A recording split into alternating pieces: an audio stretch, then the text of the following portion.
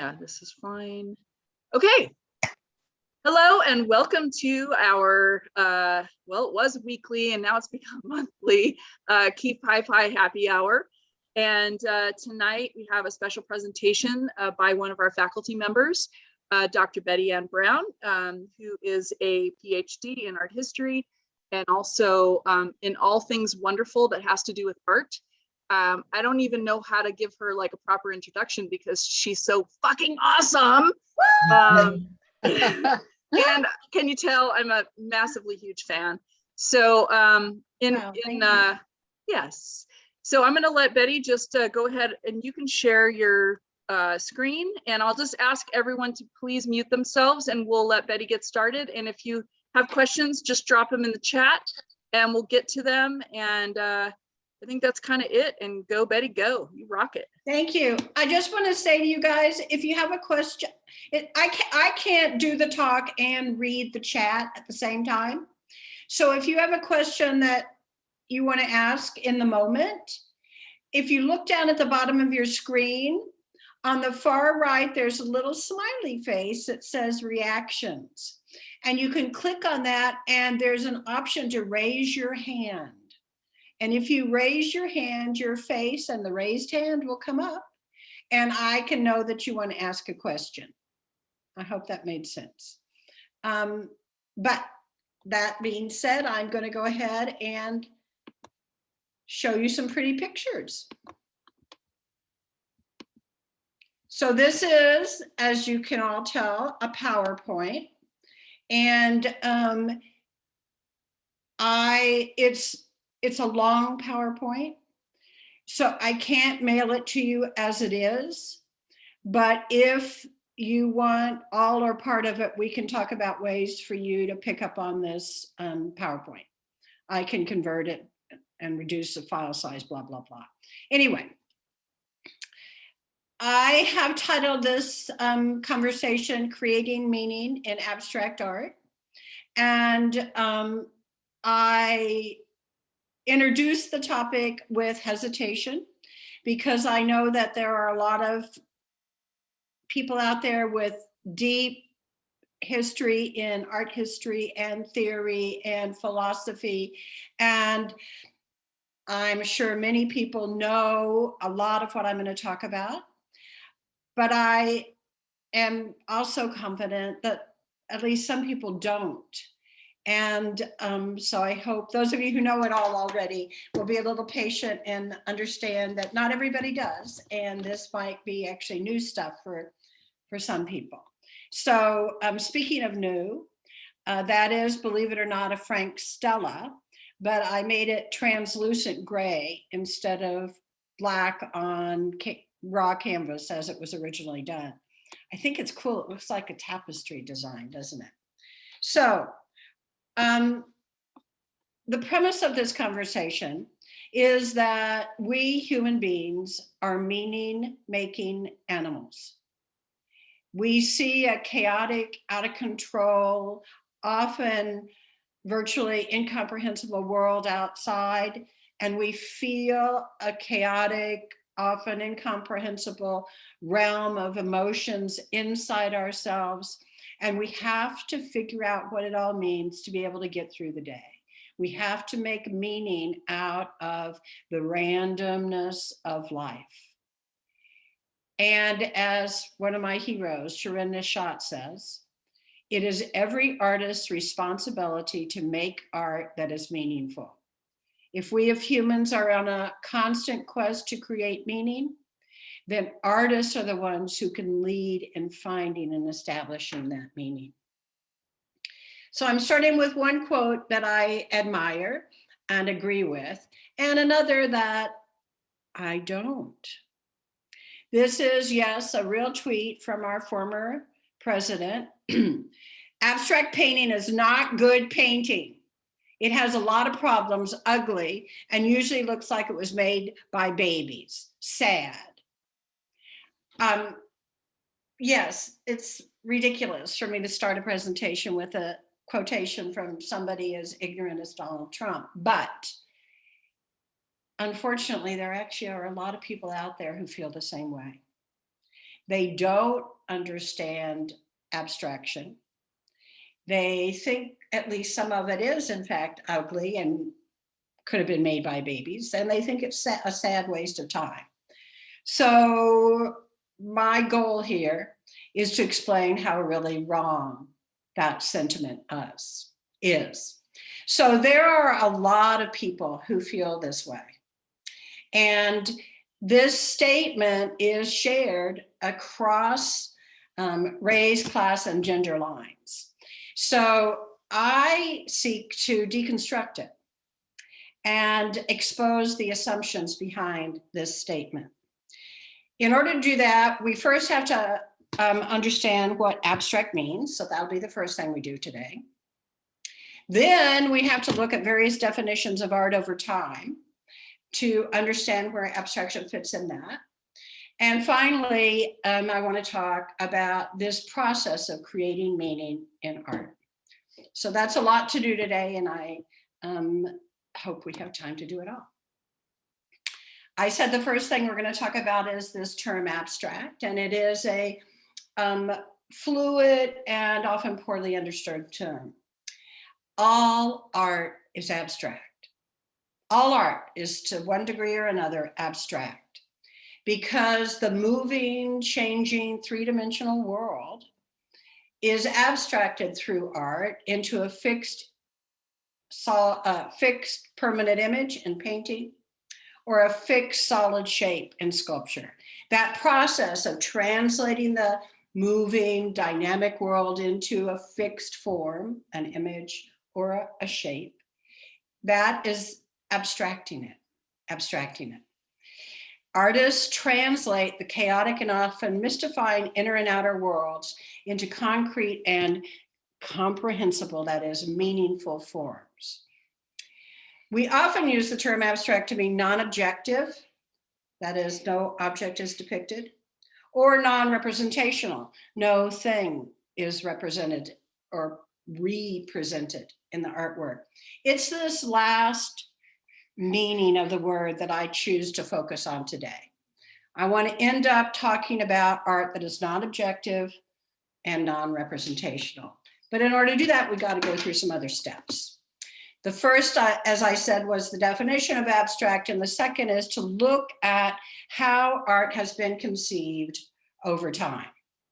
I'm going to look at 4 definitions of art over time, and I'm going to focus on Western culture. Not because Western culture is the best, and not even because it's my favorite. It's not. Those of you who know me know that my first love is Aztec art, and it has been for more than 50 years. So if I was going to do my favorite art, we'd do Aztec, but I'm not, and we won't. So these 4 definitions from Western culture are realism, expressionism, formalism, and postmodern pluralism. These are great big categories, and they contain a whole lot of cultural information. So I'm just going to summarize them briefly to give you an idea of what I mean by those terms. So the first is realism. And we all understand realism pretty easily. We all know that it looks real. It looks like it's supposed to. And in this looking real, concomitant concepts are, it also needs to look right and true and beautiful. So all those things come together in this one definition of art, that art looks real. Another related aspect of realism is that it's often narrative. It often tells a story, and viewers are assumed to know the story that goes with them. They're assumed to know the character depicted and what, in this case, he did. So that story, that narrative, comes from a shared cultural text, like in the case of Michelangelo's David, the Bible, or in the case of the Apollo that inspired this sculpture, Greek mythology. Not only is realism linked with beauty and storytelling, but it has also historically been linked with technical excellence. One of the reasons we love Michelangelo is because of his technique, because he was such an astonishingly gifted sculptor, especially in marble. So we look at this, we know the story from the Bible, it's beautiful, and it's technically astounding. A perfect example of historic realism. So, realism is also known as representation theory, copy theory, imitation theory, or mimetic theory. As I said, it's often narrative. And the assumption is that the intended viewers are going to know the story. You're going to hear me say later on today that narrative content breaks down in the modern era when there are very few shared stories, where there is no primary cultural mythos, as there was during the Greek or biblical times. Western art was primarily realistic from the time of the ancient Greeks through the 19th century, when the second definition I'm going to present, Expressionism, became more important than representation. So, as I said, for the Greeks, the concept of beauty was linked to knowledge, truth, goodness, nature, and art. The Greeks conceived of beauty as not only an appearance, an inherent quality in something, but also as functional. It had a purpose. The beautiful form was linked to its meaning. The beautiful form of the god enhanced your awareness of the power of that deity. Realism continued after the Greeks into the Romans, and I'm sure many of you have seen this very often reproduced portrait of a Roman patrician from the Roman Republic. And you might also have seen this image from the Roman Empire of a Roman patrician and two heads, two busts of his ancestors. We believe that all three of these astonishingly realistic faces were taken from death masks, masks cast on the face of the honored elder who is being commemorated in these. So that's the Roman Empire. I always tell my students, think of 0 as the keystone date for the Roman Empire, because we know that Jesus was imprisoned and killed by Romans. Jesus lived right around 0. So think of the Roman Empire as 0, and then fast forward 2,000 years almost, and we get things about the Roman Empire like this, Jacques-Louis David's Oath of the Horatii, which again involves this whole cluster of ideas that goes with realism. These are intended to be absolutely beautiful, and I, for one, think they are beautiful men. It's intended to be true. It is technically astonishing. If you have never seen a Jacques-Louis David painting in person, you don't know what beautiful can be. And it's narrative. In the 21st century, we don't know this story, but I promise you, when Jacques-Louis David did it in the 18th century, the story of the Horatii brothers and how they defended their homelands was a key myth, a key cultural myth.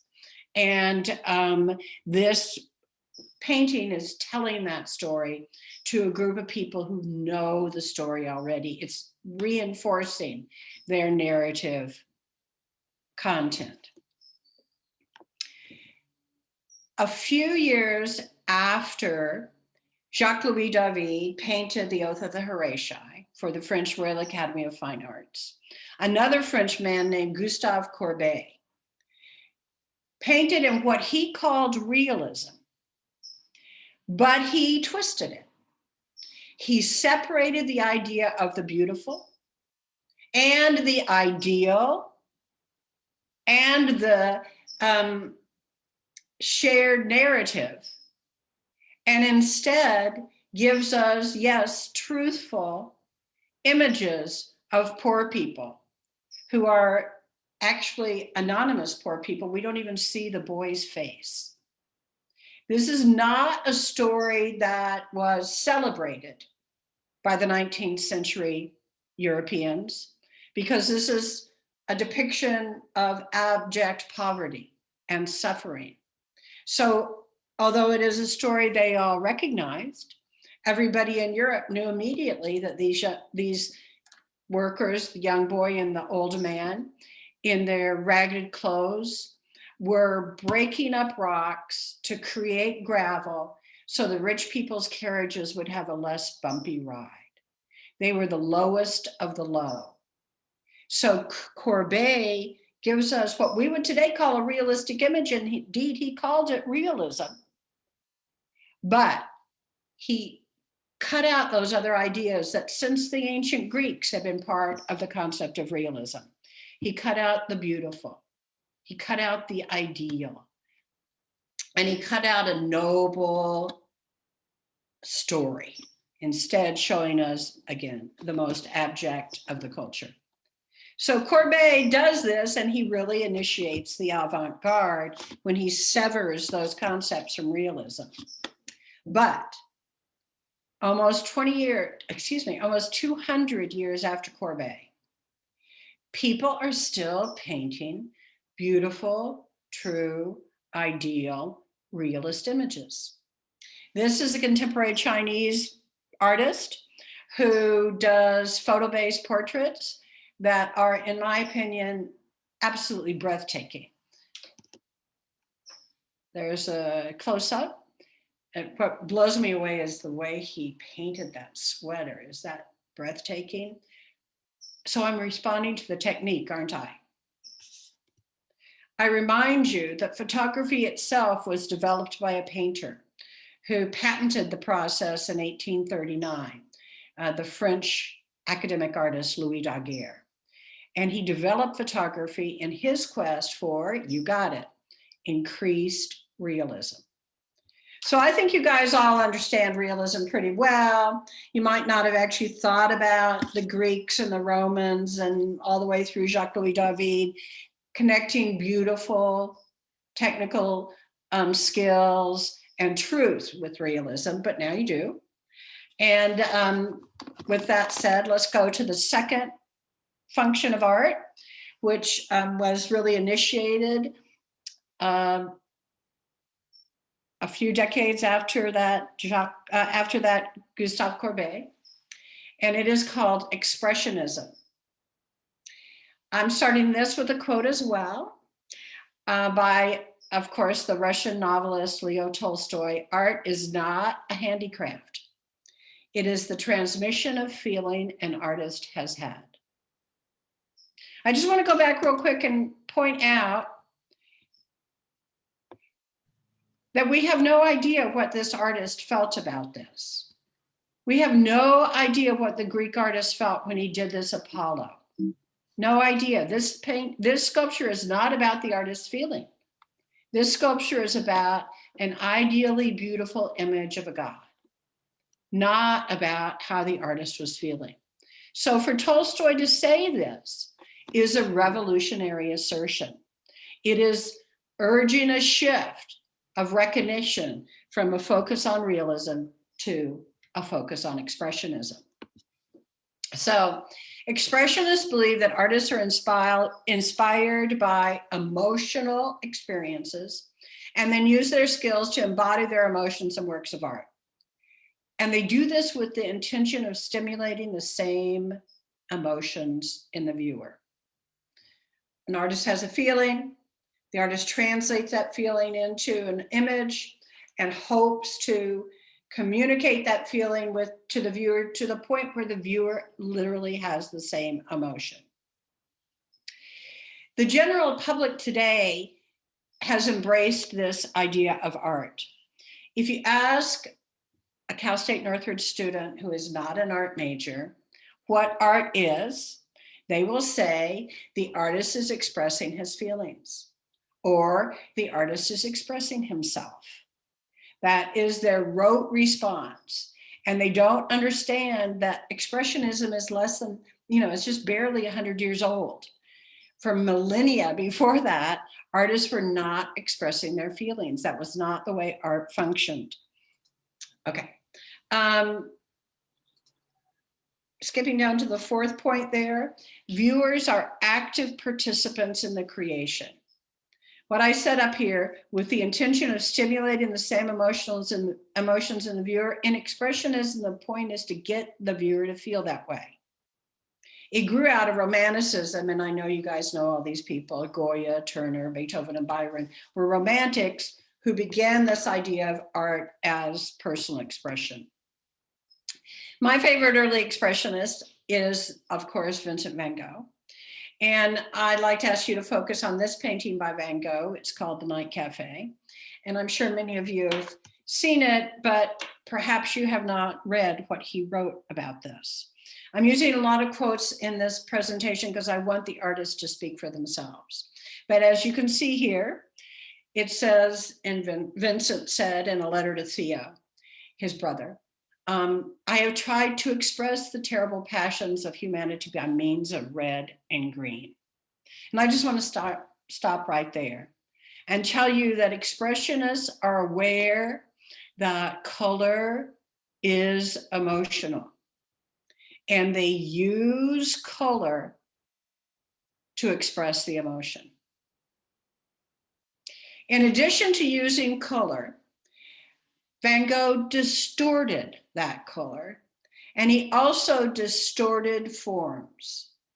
Rather than doing what the Greeks and Romans did and try and create the perfect ideal human form, he distorted human anatomy for expressive purposes. He distorted the linear perspective for expressive purposes. And he deliberately de-skilled his technique, rejecting art by the academicians like Jacques-Louis David. He rejected the idea of local natural color and ideal naturalistic form. And he also wanted to do direct emotion-laden painting that showed the artist's hand. If we go back real quick to what he was responding to, here's a Jacques Louis painting, you can't see a single brushstroke. There's no evidence that a human hand ever touched this. I mean, we know that it did, but you don't get any sense of him working on it as you look at it. Whereas looking at a Van Gogh, you definitely get a sense of him working on it. De-skilling is a really important point for our discussion. Van Gogh deliberately de-skilled his work, and so did, by the way, Pablo Picasso. He famously asserted, it took me 4 years to paint like Raphael, you know who that is, the Renaissance master, but a lifetime to paint like a child. In other words, he's saying, we've been taught since the time of the Renaissance to paint these perfect ideal worlds. But I want to paint like a child, directly from my emotions. So de-skilling is another important point here. Many of you know Jerry Sauls, the American critic, and he talks about de-skilling extensively. He says that artists, contemporary artists, and we jump down here, are de-skilling like crazy. I don't look for skill in art. Skill has nothing to do with technical proficiency. I'm interested in people who rethink skill. So the de-skilling that Van Gogh did is still active in the art world and deliberate. Expressionism exploded all over the Western world. It spread throughout Europe like overnight. It opposed the academic traditions that we saw in artists like Jacques-Louis David. And it emphasized the artist's subjective emotion, which overrides fidelity to the actual appearance of things. The way things actually looked were actually distorted or altered. That's against the dictates of realism. Expressionism often used violent colors and exaggerated lines. Expressionists were trying to depict inner experience, not objective reality seen out there, but the subjective emotions and responses that the world aroused in them. This is a German expressionist artist painting anger. And I sure can get that. It's not abstract, but it's angry. So one of the best known early 20th century expressionists was Henri Matisse. This is his self-portrait, and he wrote extensively about expressionism. And this is long quotes. I'm not going to read it all to you. It'll be on the PowerPoint so you can read it later. But Matisse says what he's after is expression. And if you zoom all the way down to the final sentence in that paragraph, I am unable to distinguish between the feeling I have about life and my way of translating it. So again, he's saying, like Tolstoy did, I have this feeling about life, and my art is a way to translate it into form.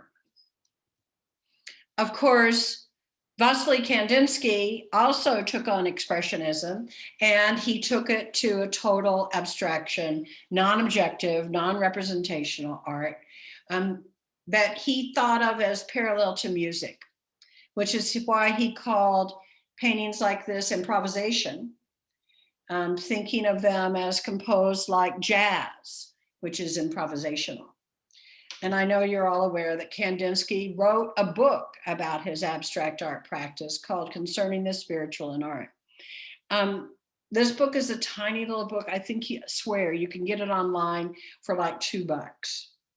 And what is important here is that he talks about expressionism and its relationship to music, how colors are expressive, and how shapes and forms and lines, triangles, can be expressive as well. His fellow Russian, Kazimir Mayevich, took Kandinsky's ideas to what many people consider an absurd end. This may be the most notorious example of modern abstraction, but believe it or not, the black square was intended as a spiritual painting. Remember I said that Kandinsky did Concerning the Spiritual in Art about his expressionism. So Mayevich painted this black square as a religious icon. How do I know that? Because of the way he installed it. He wrote about it extensively too, and he said that, you know, this was a new spirituality for the Russian Revolution. He painted this 2 years before the actual revolution started, but trust me, it was already boiling up throughout that immense country. Mayevich sought to replace traditional religious art with extreme abstraction. And he hung his abstract paintings like Russian Orthodox icons high up on the wall and in corners. So here's where he hung the black square, this guy. And you see it's in the corner at the very top at the ceiling. And if you look at a Russian Orthodox home or an image of a Russian Orthodox practitioner, you will see that they did the same thing. Putting shelves in the upper corner and putting a religious icon on it. Mayevich knew that the Christian practice was so that the saints could oversee what was happening in the room and bless it. But for Mayevich, he wanted it to be an abstract icon, and there it is. Mayevich's work was formalist in that it was geometric and flat and mathematically simplified. Another abstract artist who dealt in expressionism is, of course, Jacques and Pollock.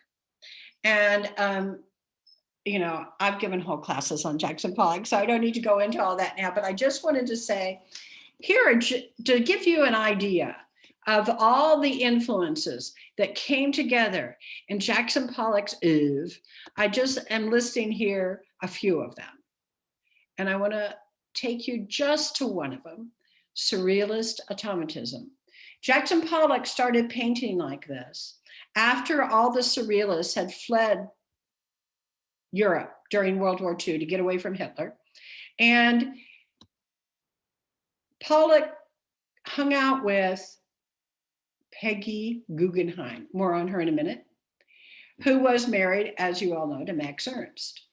And as World War II was percolating in Europe, Max Ernst did this painting called Surrealism in Painting, where we have this amorphous, monstrous, unconscious painting. Point being that the surrealists hope to get art generated directly out of the unconscious, as this painting depicts. And Jackson Pollock, who was in Jungian psychology, sought to do the same thing. He sought to get into a meditative, centered state where he could just allow his unconscious to move him. I mentioned Peggy Guggenheim, who was, yes, married to the guy who did this painting. And she hired Jackson Pollock to do one of his first big paintings. It's the mural that they are standing in front of for her New York apartment. The mural, 1943, was recently brought out to the Getty to be restored, which is where I got to take this photograph. It's stunning in person, just stunning in person. So what does Pollock say about all that? He says, the modern artist is expressing his feelings rather than illustrating. So he's drawing that line between expressionism and realism. And then he goes on to talk about abstract art in general terms, which I think is important for our goal today. Abstract painting is abstract. It confronts you. It confronts you. And that confrontation is part of why people like our former president are go into a defensive pose when confronted by abstraction. They're confronted and they don't know where to go with those feelings. So here's the close-up of the mural, which I think, yeah, it's a pretty amazing painting. Another abstract expressionist, and one who really follows in the footsteps of Kandinsky and Mayevich, is Russian-born Mark Rothko. So he, like Jackson Pollock, is considered an abstract expressionist. And he writes exquisitely about his work. You can see that quote at the top. A painting is not a picture of an experience. It's not an illustration. It's not a representation, but it is the experience. And if you scroll down to what I've bolded, he says, I'm interested only in expressing basic human emotions. The fact that people break down and cry when confronted with my pictures shows that I can communicate those human emotions. I have never broken down and cried in front of a Mark Rothko, but I have felt emotionally deeply affected by it.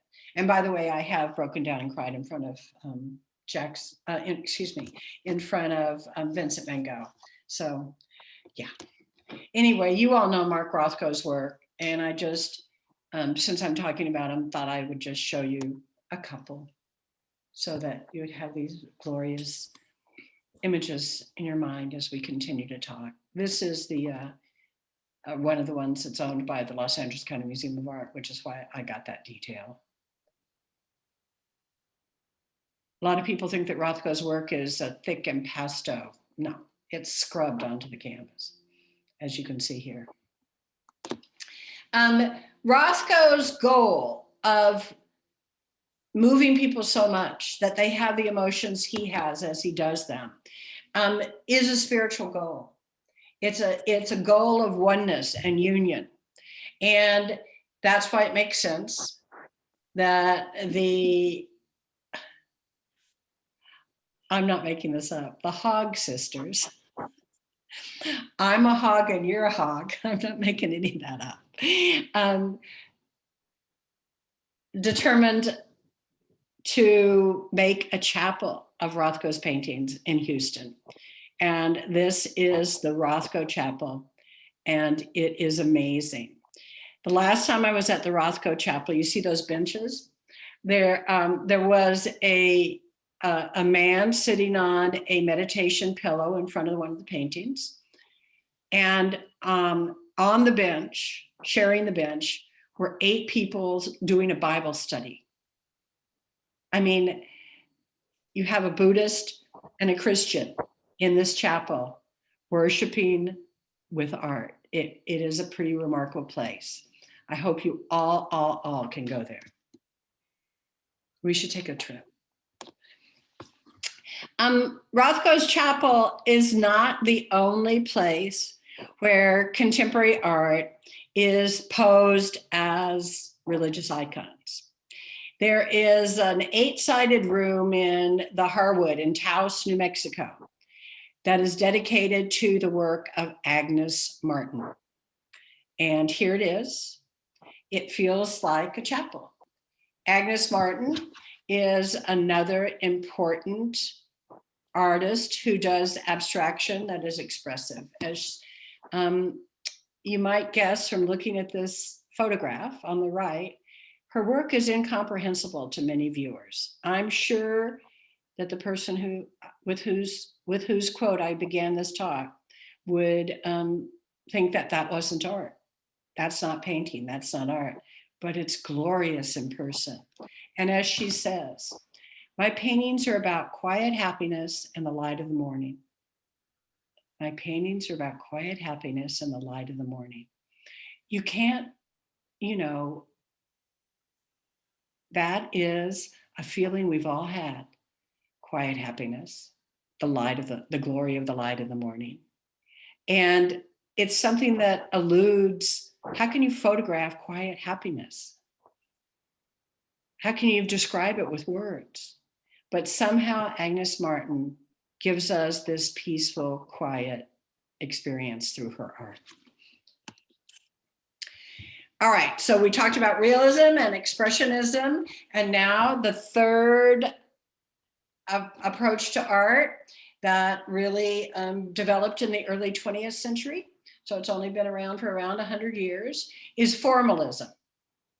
And formalism is based on exclusive focus on the visual elements: color, shape, texture, light, scale, material, the form of the artwork. It does not seek to tell a story, and it does not seek to represent anything out there.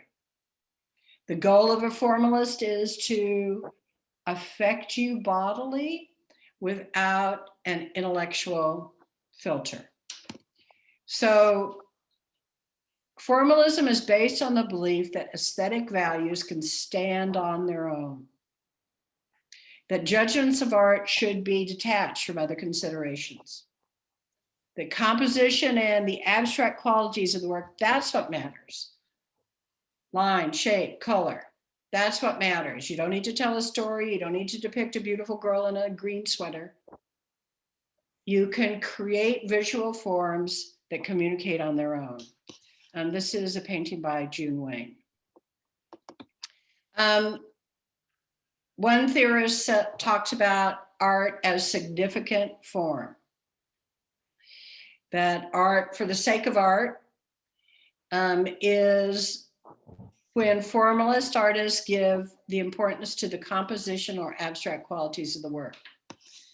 I should tell you that giving focus to the composition or abstract qualities does not mean there's no meaning. There is meaning.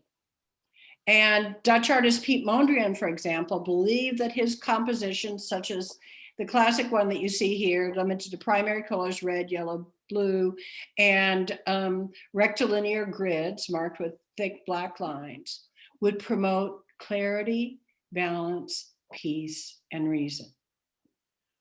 He thought there was a whole lot of visual pollution in the world, and I'll agree with that.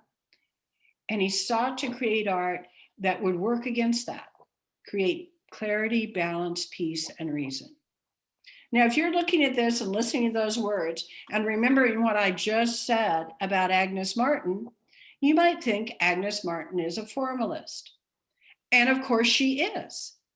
And this is a case where those two definitions, formalism and expressionism, overlap.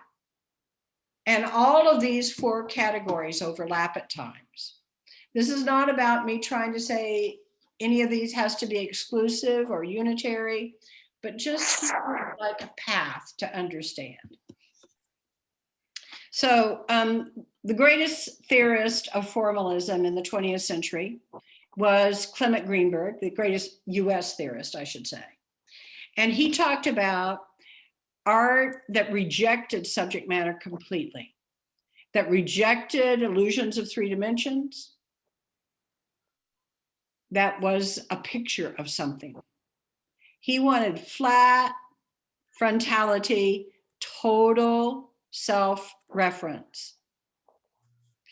As he said at one point, modern art was ultimately about itself. The subject of art was art.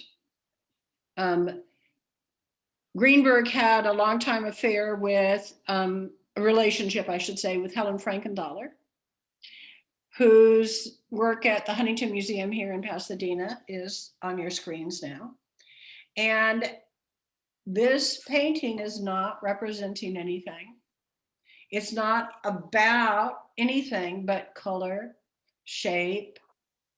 Scale is a really important part of this painting. That's why I give you the little thumbnail of the gallery at the Huntington, so you can see that this is much larger than a person. And when you are confronted by an artwork that's a lot bigger than you are, you have a physical response to it that is different than looking at a little thing you could hold in your hands.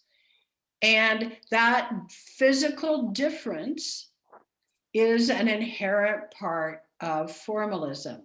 They seek to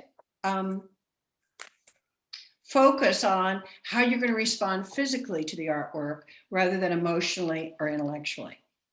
A formalist whose work you might know very well is, of course, Andy Goldsworthy. And you know that he takes objects out of nature and creates shapes with them. They don't tell a story, although they are by extension environmentally astute because they bring people into nature and give them good experiences in nature. That's not his goal. His goal is to create astonishing shapes and colors and textures. And boy, does he. This responding to formalist art through your body has been theorized by Edwin Husserl and Maurice Merleau-Ponty as phenomenology. Phenomenology is about reflective attentiveness. You might even say meditative attentiveness that focuses on our lived experiences. Intention, go down to the bottom, intentionality or aboutness is part of this. Consciousness is always conscious of something. So what are we conscious of when we look at this? I mean, it's not telling a story. There's no boy meets girl, boy loves girl, boy leaves girl. There's none of that. There's no Christian reference. There's no body reference. It's just shapes made out of rocks. And yet we respond to it. That response is what theorists are trying to grapple with when they talk about phenomenology. Maybe you can understand that idea of the physical response better if I show you the formalists known as the light and space artists. In the 1960s, a lot of Los Angeles artists began to use light, space, and matter, especially industrial new materials, to create artworks that push the boundaries of a viewer's perception. Viewers walk in and look at a Larry Bell like this, and it's gorgeous. And they walk around it and they see themselves reflected in it and they see the scale. And in that process, they have to become increasingly conscious of the interactions of light, space, and vision. Here's another Larry Bell. These are huge, by the way. I'm sure you also know the light and space artist, Robert Irwin. Again, abstract art, no story, no narrative, no truth, an abstract concept. One of my favorite writers is a critic, Lawrence Weisssler, and he wrote about this piece that people would come and sit outside and just stare at the way the light and space changed over time. So they were having an in their body experience that called to them so strongly they had to sit down on the curb and watch this artwork for hours. Another formalist whose work is of immense scale and calls to us is Serra, and Richard Serra.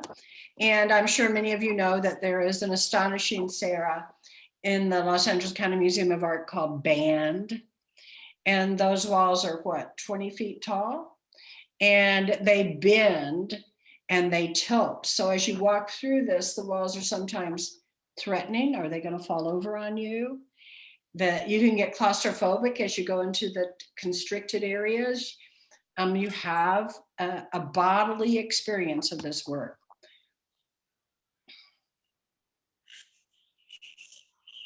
I love it, and it is one of the most popular artworks at the Los Angeles County Museum of Art. So it may be abstract, and it may be formalist, but it draws the public. Another formalist is the minimalist sculptor Donald Judd. This happens to be a piece of his from the Hirshhorn, but there is a related piece at the Los Angeles County Museum of Art. And it is just 10 stacked units, 10 stacked objects. They're not functional objects. They don't even really resemble anything. They're just things on the wall stacked up. Donald Judd has put sculptures like this into many museums, and he's learned, this is a Donald Judd at the Los Angeles County Museum of Art, that when he puts his big abstract artworks in a room with other people's artworks, people don't get into that phenomenological thrall. So what Donald Judd did several years ago was he bought an old army base in West Texas in the middle of bumfuck nowhere. And the army base had all these old garages and hangars on it. And he converted each of those airplane hangars or great big garages into an exhibition space and invited his friends to come turn one into their artworks. So this is what he did. This series of aluminum cubes has been called the Sistine Chapel of Minimal Sculpture. And I mean, I think this photograph is kind of cool, but you guys, there's no way to understand this work until you go there. Even more than paintings, these minimal abstract boxes, these cubes of metal have to be experienced. You have to get in your body in conjunction with these things to get it. And if you go to Marfa and you see these Donald Judds, I promise you, you will fall in love. They're amazing, amazingly beautiful. Everyone is different. They reflect and refract the light of, flat, forever West Texas. Formalism can really rock your world, but it requires being in person and being attentive to have that happen. So we have just looked at 3 different kinds of art. We've looked at realist art. That's a Roman copy of a Greek original of Polykleidos's Spear Bearer. I'm sure you've all seen that on the left in white marble. And in the middle, we have an expressionist sculpture by Auguste Rodin. That is the thinker from on top of his Gates of Hell. And there, again, the Donald Judd. So realist, expressionist, formalist. The 4th kind of art, we are going to get there, is postmodernism. So guys,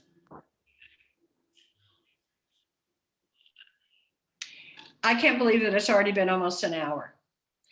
Andy, I think we should stop it here and then do part 2 a few weeks down the line. Sure, if that's what you want to do. It's just that I don't think people are ready to stay another hour. Yeah, Especially not the East Coast people. right. And I think that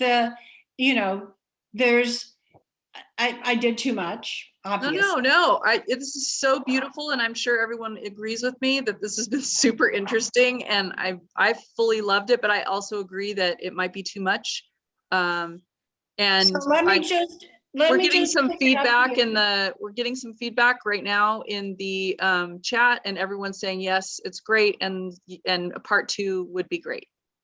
Okay, so I'm going to stop it here. I'm going to leave you hanging. We're not, we're just halfway done, but I will pick it up in a few weeks. And all I can do is thank you for your attention and ask if anybody has a question that they're burning to ask now or not. Anybody have a question or a comment that they want to make at this point? All Okay. right, well, I apologize, guys, but I'm going to leave it at that, and we will do part 2 in about a month, right, Andy? Yes, yeah, and we'll make sure we'll announce that what the second part is, and of course they'll both of them will be recorded and on the kipaipai.com website. And thank you again, Betty. Great. Oh, for sure. I really feel bad, but I knew I emailed you today, and it was too long. No, it's great. It's totally great. I love part 1. I know everyone else did as well. The feedback is amazing. That's happening right now in the chat. And we will pick this up. We'll announce that again on Facebook and also on the I'mAnArtist.net platform, so that you'll know when the part 2 happens. And thank you again, Betty, and we will see you soon. Yeah, you will. And thank you guys for your attention. I really appreciate it. It was great having you all here looking at pretty pictures. We'll talk again soon. Sounds great. You were amazing. You were amazing, Betty. Thank you so much. Amazing. It was so Betty, wonderful. thank you 1,000 Thank so you. welcome, Thank you Mark. so much. This Thank is you. fantastic. Thank you. Absolutely fantastic. Yes. This was Thank amazing. you. Thank you, Betty. Go, Diana, Betty. do you have a question? you. No, I was just typing in the chat that I'm so glad you're doing part 2 so you don't have to rush through this. It's so fantastic. And I think postmodernism is going to take the same amount of time as the first. Yeah. So I think this is a good call for us to do it in a part 2. Yeah. And I, like I said, I'll go ahead and post that in the Facebook Kipaipai Fellows page, and also on I'mAnArtist.net platform. So you'll all know. It will likely be the same link. So the link you used tonight, you will use again for Betty's part 2. And thank you all, and we will all see you soon. Great. Thank you, Thank you so much. Thank you very much. Really great. Good night, everybody. Thank you. Thank you. Thank you. Thank you. Thank you, Betty. Thank you, Betty. Thank you. Thank you, Betty.